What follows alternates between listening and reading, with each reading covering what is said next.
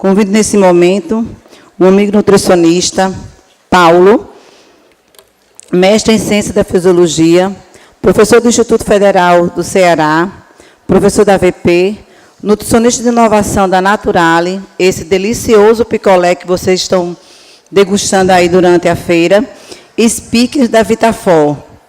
Paulo, seja bem-vindo, que vai proferir a palestra Sono, Estresse, vezes Inflamação, como encontramos equilíbrio e saúde. Seja bem-vindo, meu amigo. Obrigado. Boa tarde. Experimentaram o Naturale? Fraco. Sim ou não? Gostaram? Ótimo. Primeiramente, agradecer a Vitafor pelo convite, mais uma vez.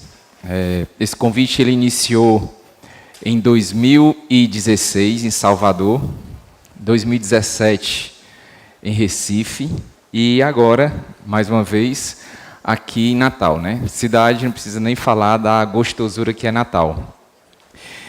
E no horário desse, depois que já falou Márcio, Sodré, Henrique, Andréa, o que é que eu vou fazer, né? Então, eu tenho que me esforçar a potência 10 para poder falar e poder passar esse conteúdo que a gente veio aqui para discutir.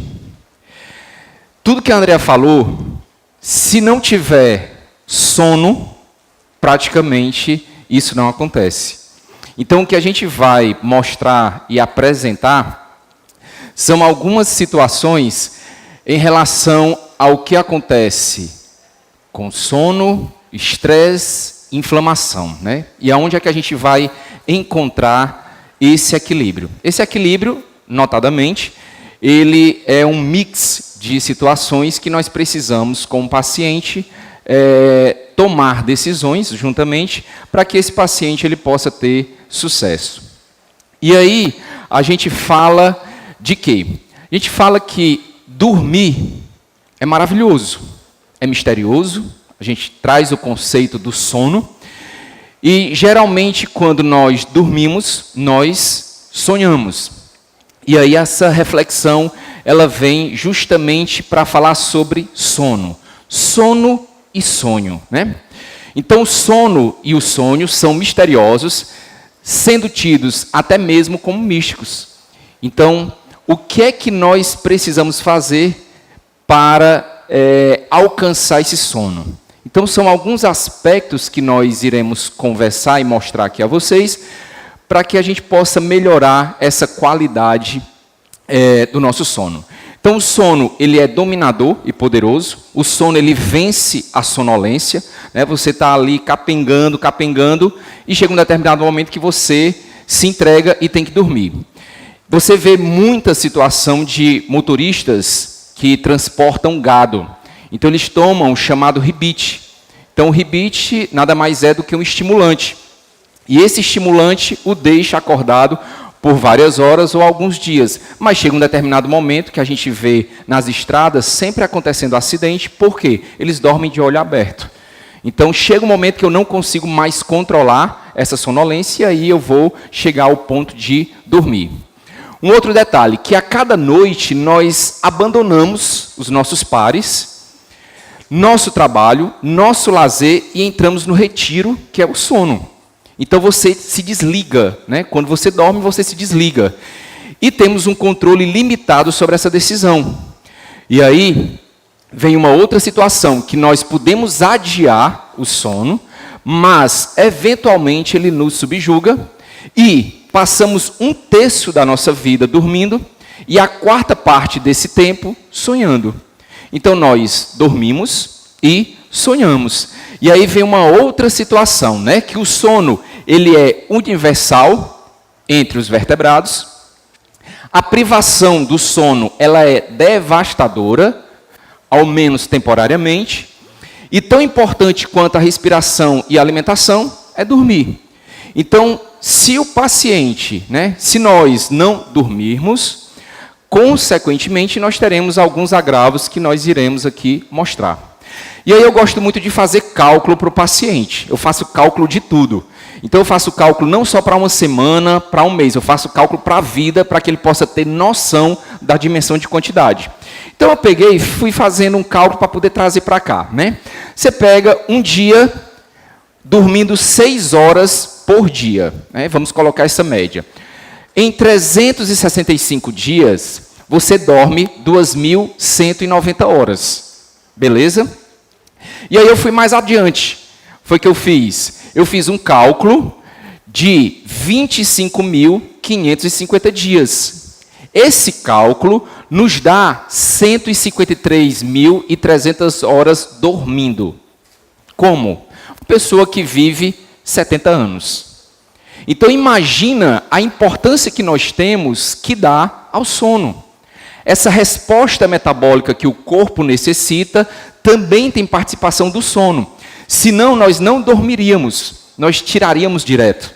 Então é importante que a gente, ao consultar, ao abordar o paciente, a gente perceba dele se esse sono ele é limpo ou é um sono tóxico. É aquele sono que ele não consegue aprofundar, que ele não consegue desligar. E aí, a gente vai para um outro questionamento, né? Aí a gente pergunta, mas por que dormimos? Por que a gente dorme? Né? E uma outra pergunta seria, para que propósito serve o sono? E aí a gente conceitua de forma simples essa questão do sono. O sono é um estado facilmente reversível, de reduzida responsividade e interação com o meio ambiente, diferentemente do estado de anestesia geral e também do coma. Então eu consigo, né, dentro dessa perspectiva, ter uma reversibilidade em relação ao sono. Diferente quando o paciente está com anestesia geral ou ele está em estado comatoso. E essa feição, né, de um sono tranquilo, de um sono profundo, existem fases. Essas fases elas são divididas na fase 1, na fase 2, fase 3 e 4 e no sono REM. Né? Então, na fase 1, a melatonina é liberada, induzindo o sono. Na fase 2, ocorre a redução dos ritmos cardíaco e respiratório, que é um sono leve. Os músculos eles relaxam e a temperatura corporal ela diminui.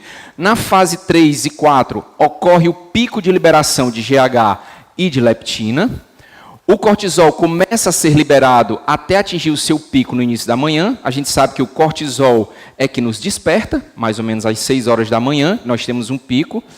E o sono REM, ele ocorre, né, o pico de atividade cerebral, o relaxamento muscular atinge o máximo, voltam a aumentar as frequências cardíaca e respiratória, e os sonhos também também ocorrem nessa fase. Então, muitas vezes a gente nem lembra do que sonhou. Né? Então, esse sono, ele é povoado por várias situações e por vários momentos. E isso é importante que nós tenhamos para que o corpo ele possa aí fazer algumas respostas fisiológicas e metabólicas. E a gente fala de insônia. Grande parte da população, ela sofre com insônia. É aquele sono muito leve, é aquele sono que ao cair uma folha a pessoa já desperta, é aquele sono que eu demoro a pegar no sono. Então, literalmente, você tem o quê? Você tem dificuldade de iniciar ou sustentar o sono durante toda a noite, ou a queixa de sono não reparador. É a sensação de despertar cansado. É aquela história que a gente fala, pessoa que passa a noite acordada, quando de manhã é como se ela tivesse passado a noite na farra. Então você não consegue descansar. Um outro detalhe é a queixa de insatisfação, prejuízos no relacionamento e desempenho social, pessoal e no trabalho. Os fatores exógenos e endógenos, você tem aí ativação simpática, como cafeína, nicotina, exercício, calor, ruídos, preocupações, fome, dor, medo, esforço intenso para dormir, liseira, tudo isso dá insônia, né? Ninguém riu, né? Liseira, falta de dinheiro, tá? Então aqui, quais são os fatores predisponentes e precipitantes envolvidos na ocorrência da insônia? Fisiológico, nós temos fatores cognitivos e temos fatores comportamentais. Tudo isso leva a alterações do perfil do sono do paciente. E aí a gente chama a atenção, né? O que é que a insônia leva ao paciente? Quando a gente pega a literatura para fazer, né, um apanhado em relação ao que a pesquisa ela fala sobre, a gente tem vários aspectos, principalmente quando eu não consigo dormir bem, existe uma correlação de aumento de inflamação. Essa inflamação sistêmica de baixo grau, que todos já comentaram e todos falam e todos nós conhecemos. Essa inflamação, ela é, de certa forma, uma inflamação que vai estimular adipócitos viscerais. Então, esses adipócitos viscerais, quando estimulados, eles produzem fatores que são citocinas inflamatórias, e essas citocinas inflamatórias, elas vão atuar, de certa forma, aonde? No sistema, de uma forma geral, fazendo algumas alterações. E aí a gente pode citar essas alterações como, por exemplo, resistência à insulina. Então, nós sabemos que o adipócito visceral, ele produz TNF-alfa, e o TNF-alfa é um fator que vai reduzir a atividade da insulina, gerando aí uma resistência à insulina. Então, nesse trabalho, nós temos que pensar que o nível de estresse, ele vai alterar, de certa forma, quando eu não durmo, todos os perfis do organismo em relação ao corpo, mente, comportamento e emoções. Então, aqui são alguns, né, dos perrengues que o estresse, quando o indivíduo não dorme, pode ocasionar no paciente. E aqui nós temos esse estudo, que ele vai fazer o quê? Ele vai avaliar a qualidade de sono e a formação de gordura, né? O aumento da gordura visceral. Importante nesse trabalho é que o percentual de gordura, de uma forma geral, ela não aumenta. Mas a gordura visceral, ela tem um aumento significativo quando eu comparo o quê? Quando eu comparo as pessoas que têm um sono limpo, né, um sono higiênico, digamos assim, com as pessoas que têm uma má qualidade de sono.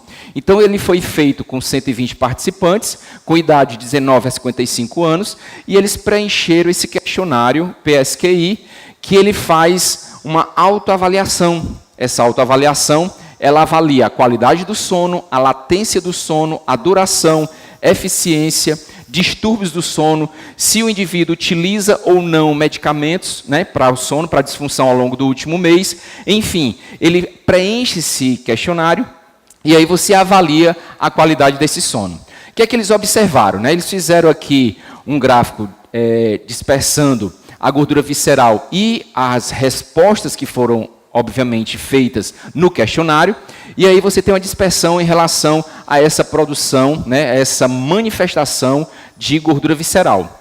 E aqui, quando a gente olha para essa tabela, a gente percebe que o grupo que tem sono ruim, ele faz utilização de medicamentos para dormir, que tem diferença estatística, né, tem um asterisco aqui, e você também tem aqui esse score que fala dos sintomas de depressão. Então, indivíduos que têm um sono ruim, comparados a um sono sem perturbação, eles têm diferença, principalmente no que diz respeito à utilização de medicamentos e também a alguns transtornos como depressão. E aí eles observaram justamente o que nesse trabalho? Eles queriam observar se existia alguma correlação com indivíduos com sono ruim, né, ou insônia, e gordura. A gordura corporal, de uma forma geral, quando ele compara o grupo que tem sono ruim com sono, digamos, equilibrado, você não tem diferença estatística, tá, da gordura de uma forma geral. Mas o que é que eles observaram? Eles observaram que a gordura visceral, no grupo que não tem um sono saudável, ele tem maior quantidade de gordura visceral, ele desenvolve maior quantidade de gordura visceral quando comparado ao grupo, digamos, controle. Então, o que é que eles começaram a perceber, né? E essa avaliação, para que fique claro, ela foi feita no DEXA. Então, você tem um padrão ouro de confiabilidade. Então, esse percentual aqui da gordura visceral foi avaliado no DEXA.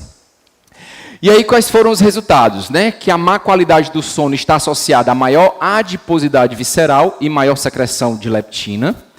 Sugere-se no estudo a relação de má qualidade do sono e gordura visceral. Não houve diferença no percentual de gordura total entre os grupos estudados. A secreção aumentada de leptina em indivíduos obesos também apresentam resistência em diminuir os sinais de fome. Isso foi um outro detalhe visto. E esse trabalho aqui, juntamente com o outro que foi apresentado, mostrou uma redução de 18% nessa pesquisa de leptina em indivíduos com sono mais curto, ou seja, pessoas com dificuldade. Então, você não encontra somente uma resposta, você tem, dependendo da metodologia da pesquisa, você tem respostas que são distintas. Mas neste trabalho foi observado o quê? O aumento também de leptina. E aí você tem que as desordens, quando eu tenho um sono ruim, eu tenho inflamação e eu vou gerar também algumas alterações metabólicas. E nesse trabalho, o que é que ele fala, né? A gordura central ou a gordura visceral, ela gera fatores inflamatórios, como TNF-alfa e interleucina 6.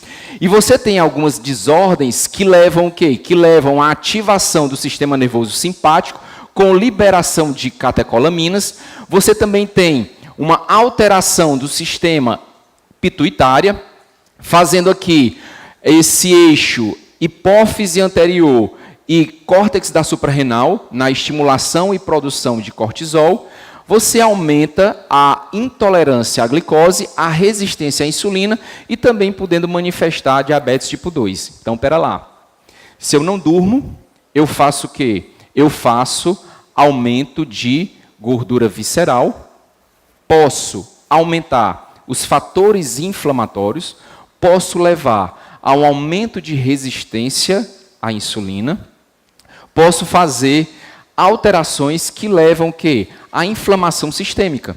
Para isso, eu começo a pensar no paciente de forma a, se ele tem um sono que não é limpo, eu tenho que começar a pensar em estratégias que possam minimizar essa inflamação subclínica. Então, se aquele paciente ele não dorme bem, antes de qualquer conduta para objetivos, né, em termos de composição corporal, em termos de redução de percentual de gordura, isso deverá vir anteriormente um tratamento para reduzir o quê? Para reduzir esta inflamação, que é diferente da inflamação do treinamento, que ela é fisiológica, né? Eu estimulo para poder gerar supercompensação. Então, esses fatores aqui, né, como leptina, TNF-alfa, interleucina 6, catecolaminas e cortisol, gera alterações metabólicas nesse indivíduo. Continuando, a gente pensa em uma outra situação, né, que essa gordura visceral, ela ativa macrófagos e esses macrófagos expressam TNF-alfa. Esse TNF-alfa vai gerar aí resistência à insulina. E aí quando a gente olha, né, quando eu tenho a privação de sono, eu vou fazer o quê? Eu vou ter o aumento da fome, vou aumentar a oportunidade para comer. Se o indivíduo ele dorme menos, naturalmente o que é que ele vai fazer? Ele vai buscar na geladeira algum alimento para poder suprir aquela necessidade. A termorregulação alterada, o aumento da fadiga, levando tudo isso a quê? Ao aumento da ingestão calórica e a redução do gasto energético, fazendo obesidade, né? Destacando aqui do livro de nutrição funcional, de neurologia, da amiga Betina, que vai falar logo após. E aí você tem alguns compostos que você pode melhorar e trabalhar o sono do paciente, né? Então você tem a albísia e tem a acatopanax, né? Na posologia de uma cápsula 2 vezes ao dia, e você tem a albísia, né? De uma cápsula 2 a 3 vezes ao dia, fora do horário de refeição. Então, isso você pode trabalhar porque tem uma atividade de redução de ansiedade e melhor qualidade do sono. Nesse trabalho, foi visto o quê? Foi visto, através de um trabalho experimental, o estímulo ao estresse psicofisiológico. Esses animais, de 4 semanas, eles foram submetidos a um estresse. para fazer uma verificação, né, da intolerância à glicose. E eles tinham, obviamente, dentro da pesquisa, as desordens do sono.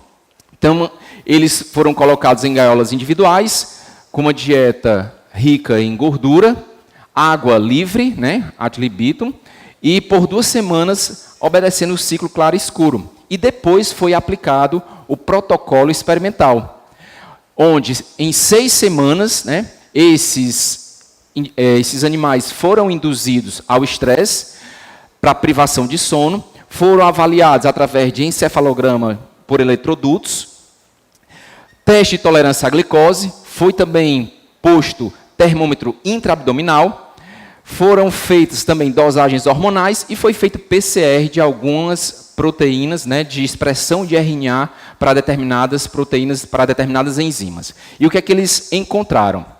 Eles encontraram que o grupo controle, quando comparado aos animais que foram submetidos ao estresse psicofisiológico, eles tiveram variação da glicemia, tiveram variação também da quantidade de ácidos graxos livres, total de colesterol, tiveram aqui uma redução, de corticosterona, tiveram um aumento significativo e também da leptina tiveram uma redução. E o que é que eles observaram dentre esses resultados?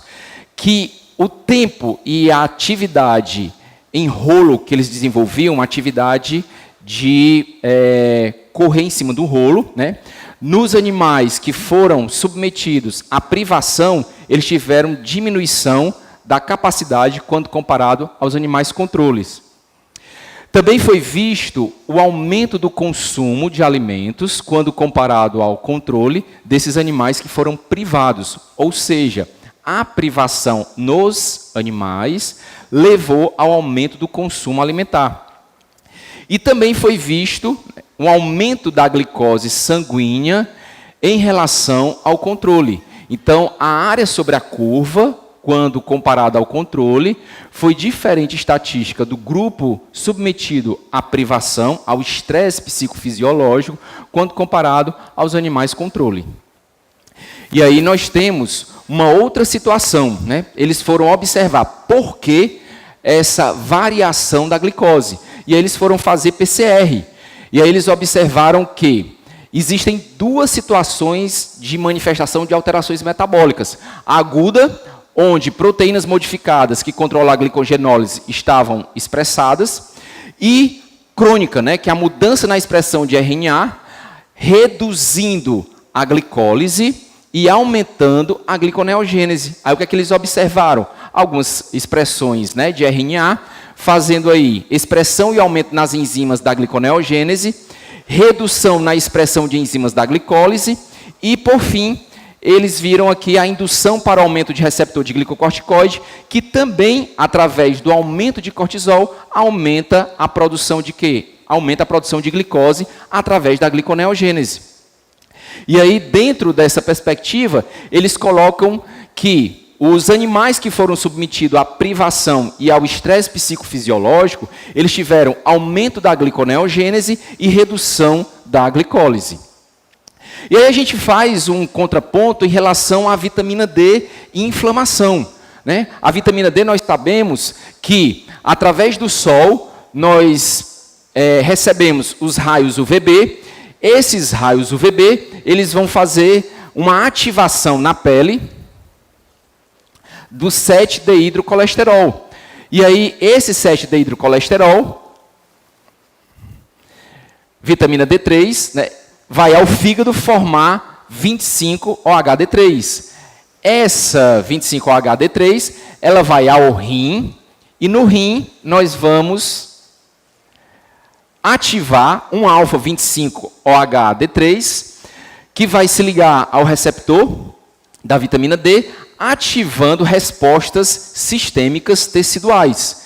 E aqui você também tem nas células de defesa, você tem ativação, né, pela 1-alfa-hidroxilase, fazendo a 1-alfa-25-OH vitamina D, ativando o receptor, principalmente aonde? Em células de defesa.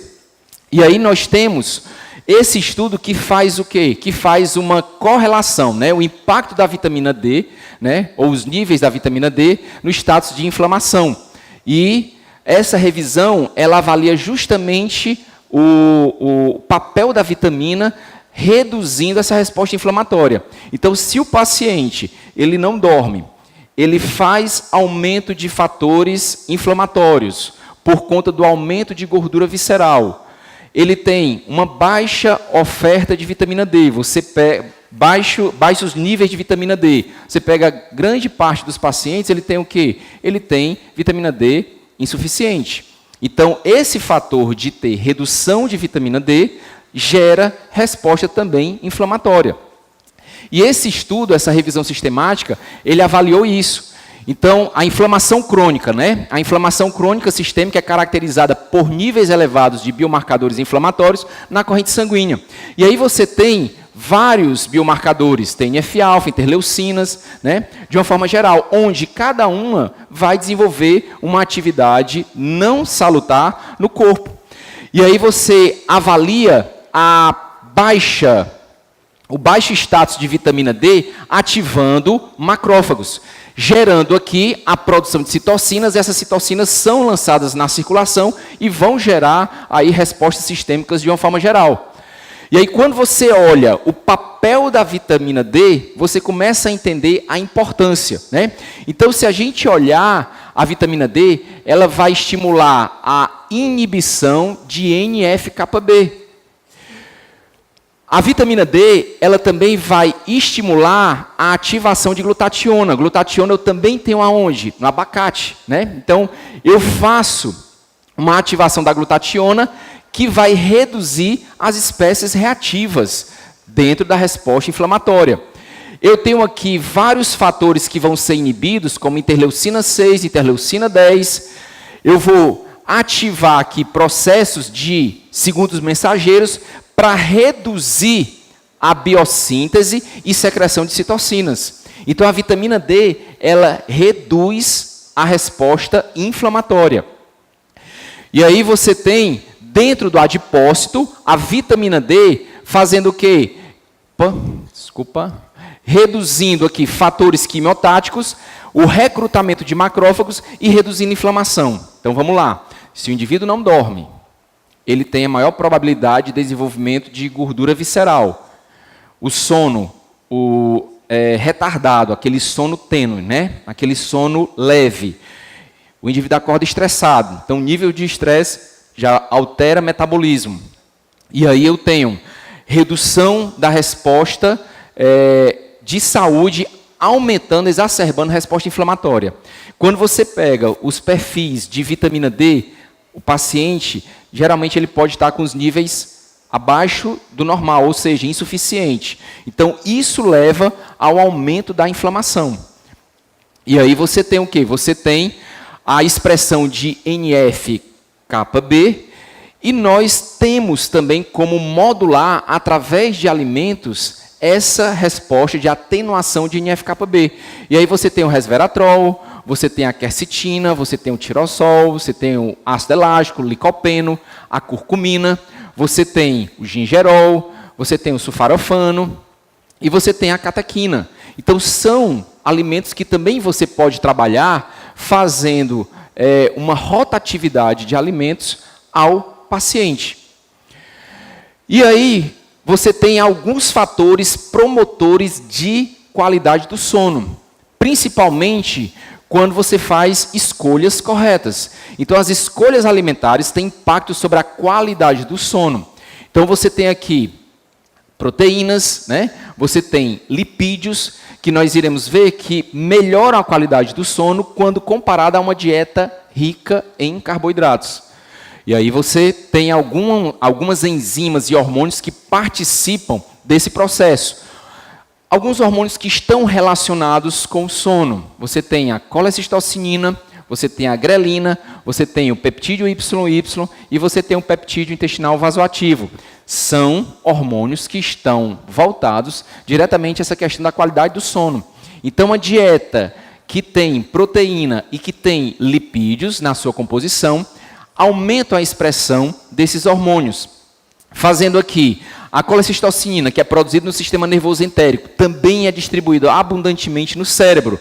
Então, é um fator que estimula, né, essa capacidade de melhorar o sono. A grelina age no eixo hipotálamo, hipófise e adrenal, aumentando a liberação de GH, reduzindo a secreção de cortisol. E você tem o neuropeptídeo YY, que tem relação direta com a secreção de serotonina. Então, são hormônios que podem facilitar a resposta em relação à indução do sono, dentro de uma perspectiva, né, da prescrição de alimentos que podem melhorar essa capacidade. E aqui você tem, tanto em nível de trato gastrointestinal, precursores de melatonina, né, de serotonina e melatonina, moléculas bioativas e outros mecanismos que podem melhorar essa qualidade do sono. E aí você tem uma dieta proteica, né, e também aminoácidos. Eles vão facilitar, através da barreira hematoencefálica, eles vão facilitar essa ativação via ativação triptofano, serotonina e melatonina. E a gente percebe que dietas ricas em açúcar, né, tendem a reduzir essa capacidade funcional na produção de melatonina. E aí nós temos alguns compostos ou alguns alimentos que facilitam essa produção de melatonina. Então, quando eu olho para o sono, eu não vou olhar só para o ambiente escuro, né? Eu vou olhar para os nutrientes que compõem a minha prescrição. E aí você tem o triptofano, que vai ser convertido em melatonina. Então, para que eu faça essa conversão, eu preciso de alguns alimentos. E aí nós temos amendoim, espinafre, alcaparras, fígado, alcachofra, alcaparras, né, aqui é laranja, semente de abóbora, peixes e frutos do mar, que fazem o quê? Que fazem toda essa modulação na produção de melatonina. E aqui eu tenho o complexo B, né? Eu tenho B3, tenho B6, tenho B9, tenho B12, e dentro de um mix, eu consigo também ofertar 100% da RDA. Então, tanto eu tenho um alimento, como eu tenho um suplemento que eu posso utilizar para perfazer a quantidade necessária para o consumo do paciente. Então, não adianta eu ter um quarto com blackout se eu não tenho nutrientes para fazer melatonina. Então, eu preciso avaliar essa composição da dieta para que eu possa oferecer quantidades suficientes desse nutriente, né, desses nutrientes, para estimulação na produção de melatonina. E aí você tem indutores do sono. Você tem outros fatores, né? Ali a gente viu para a formação de melatonina. Aqui eu tenho a banana, eu tenho o kiwi, eu tenho a camomila, eu tenho o mulungu, tenho o própolis e também posso utilizar a ganoderma para estimulação de quê? Para estimulação do sono. Então, o chá de mulungu, o chá de camomila, né? O kiwi é uma fruta rica em triptofano, então nós podemos melhorar a oferta dessa forma. Então, você começa com a banana, né? Banana, se o paciente não dormiu, você faz o kiwi. Se ele não dormiu, camomila. Se ele não dormiu, aqui é a paulada na cabeça, que é o mulungu, né? Se o cara não dormir, é porque realmente só com reza, tá? Mas mulungu é muito bom para a estimulação de quê? Para a estimulação do sono. E aí nós vamos, em relação a essa diminuição do sono, a mostrar o papel de compostos bioativos que reduzem a inflamação. Então, esse trabalho aqui foi feito, né, uma revisão sistemática, uma meta-análise, fazendo o quê? Fazendo a suplementação com coenzima Q10, reduzindo o quê? Reduzindo PCR, proteína C reativa. Então, eles avaliaram 7 trabalhos, dentre 119 trabalhos, e viram o quê? Viram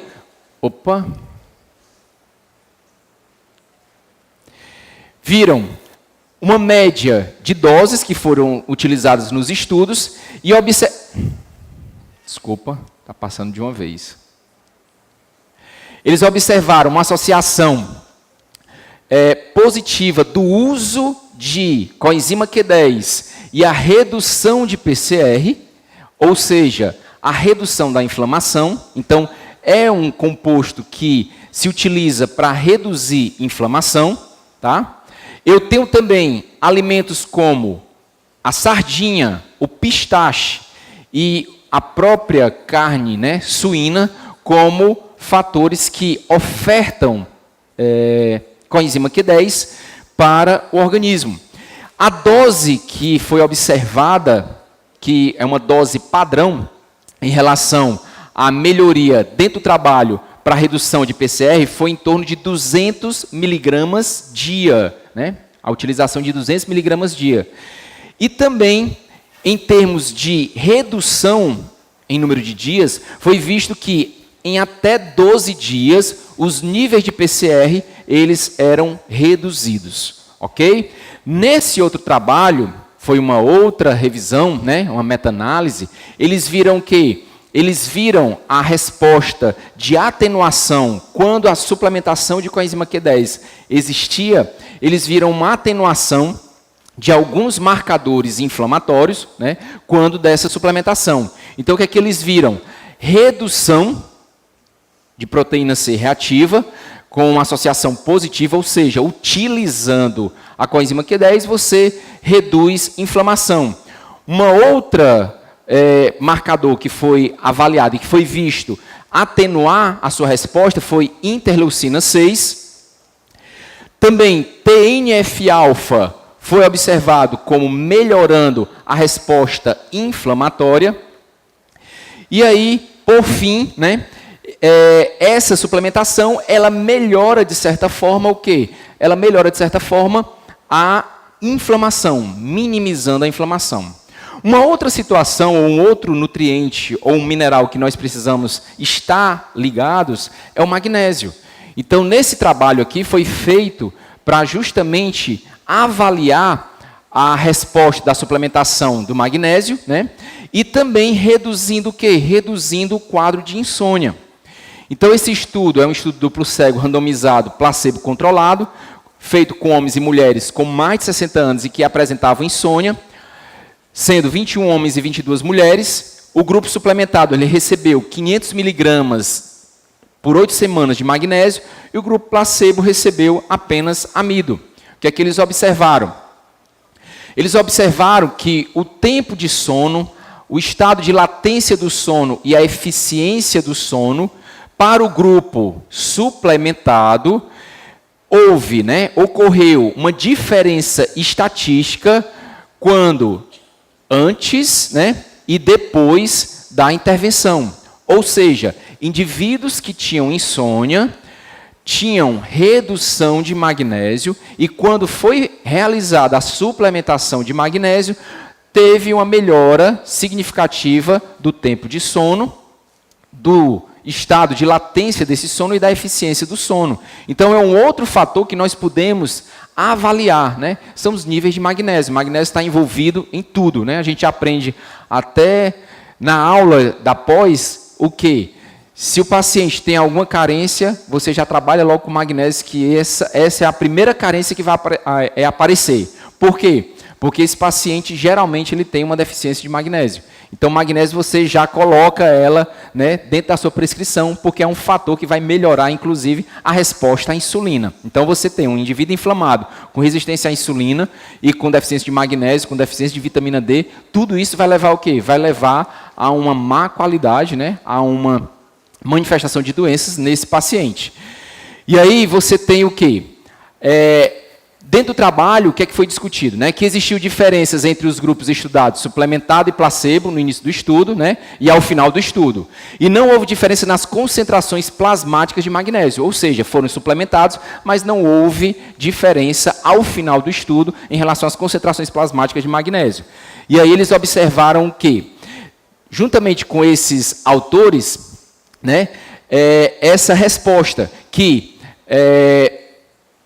se suplementa, se eleva as concentrações, mas depois há uma regulação dos níveis plasmáticos de magnésio. E o que é que foi observado? que a resistência a mudanças dos níveis séricos de magnésio poderia também ser atribuído ao seu importante papel como cofator e a necessidade de regular com precisão a sua concentração plasmática. Então, o magnésio ele é muito controlado, né, de forma plasmática, é um refino muito grande na manutenção das suas concentrações plasmáticas. E aqui você tem a castanha do Pará, que é rico em magnésio, e você tem a semente de abóbora também, que é rica em magnésio.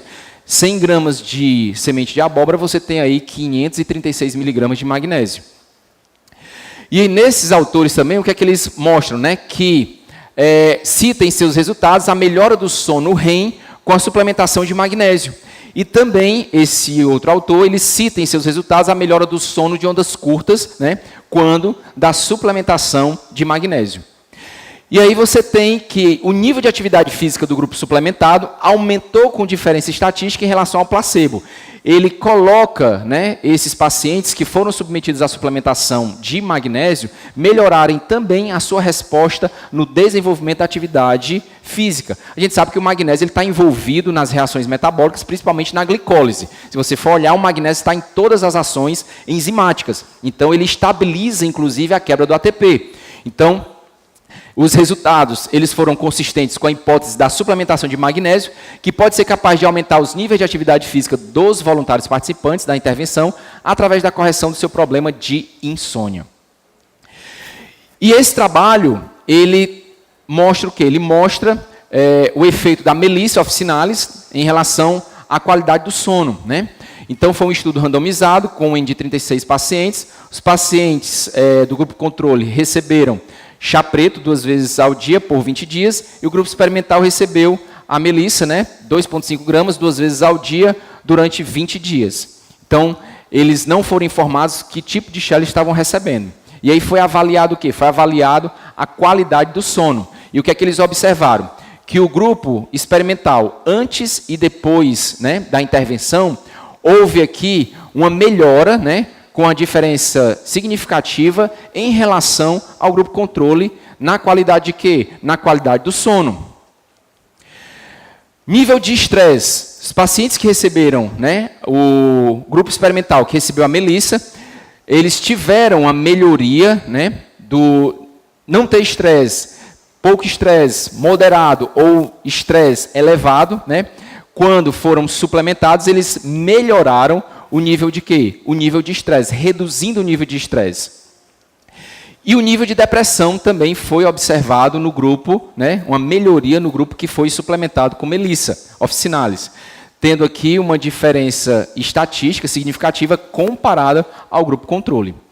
E aqui a gente tem a diferença, né, entre os níveis antioxidantes de estresse, depressão e qualidade do sono no grupo controle e no grupo experimental, onde houve, né, uma atividade ou uma resposta significativa em todos os indicadores que foram avaliados, só não na resposta de redução da atividade antioxidante.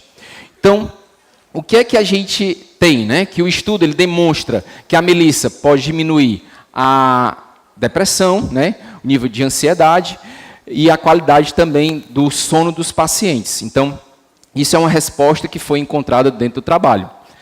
E, por fim, né, o que é que a gente precisa? Nós temos, para a garantia do paciente, trabalhar a melhoria da qualidade do sono.